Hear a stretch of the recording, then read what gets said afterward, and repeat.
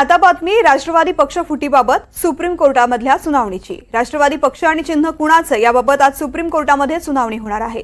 केंद्रीय निवडणूक आयोगानं राष्ट्रवादी काँग्रेस पक्ष आणि घड्याळ चिन्ह अजित पवार यांना दिल्याच्या निर्णयाविरोधामध्ये सर्वोच्च न्यायालयात दाखल केलेल्या याचिकेवर आज सुनावणी होणार आहे। या अगोदर या प्रकरणाची सुनावणी 14 मे रोजी होणार होती, परंतु सुनावणी पुढे ढकलण्यात आली। आता या प्रकरणावरती आज सुनावणी होणार आहे। रामराजे शिंदे माझे सहकारी आपल्यासोबत आहेत। रामराजे, राष्ट्रवादी पक्ष आणि चिन्हासंदर्भातली महत्त्वाची सुनावणी आज होती आणि विधानसभा निवडणुकीपूर्वी लवकरात लवकर या प्रकरणाचा निकाल लागावा यासाठी राष्ट्रवादी प्रयत्न करताना पाहायला मिळेल। आज नेमकं काय होणार आहे सुनावणी दरम्यान? बिलकुल, खरं तर मे मध्येच ही सुनावणी होणार होती, परंतु ती पुढे ढकलण्यात आली होती आणि आज त्या संदर्भामध्ये सुनावणी होणार आहे।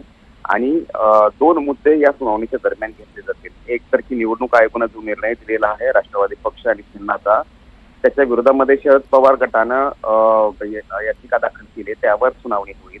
आणि दुसरा मुद्दा म्हणजे की नागालँडचे जे आमदार आहेत तर त्यांच्या अपात्रतेच्या संदर्भातचा हा मुद्दा आहे, परंतु ही सुनावणी साधारणतः दुपारच्या नंतर येण्याची शक्यता आहे, म्हणजेच की 1 किंवा 2च्या नंतर येण्याची शक्यता आहे। त्यामुळे सुनावणी एक 3 वाजेच्या आतमध्ये होऊ शकेल का हे पाहावं लागणार आहे। जर झाली नाही तर मग पुन्हा एकदा तारीख पडण्याची शक्यता आहे। त्यामुळे आज ही सुनावणी होईल का हे पाहणं महत्त्वाचं आहे। निश्चित, धन्यवाद संपूर्ण माहितीसाठी।